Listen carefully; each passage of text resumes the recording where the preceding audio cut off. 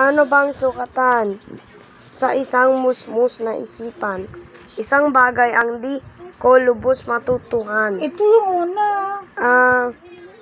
Isang bagay tapos. Ba ang tunay na sukatan? Karangyaan ba o karangalan? Ito ba iyong pinaniniwalaan?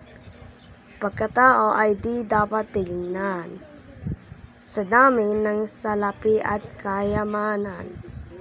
Ang dapat batayan ay ating karangalan sa pamumuhay natin sa mundo.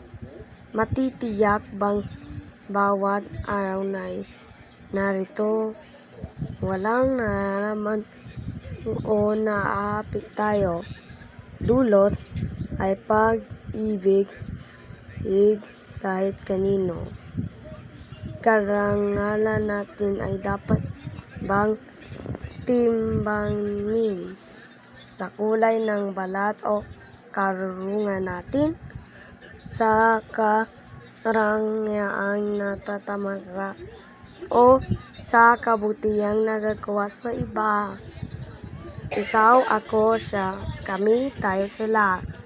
Lahat ba'y tayo pantay-pantay? Ano bang mahalaga? Karangalan o kayamanan?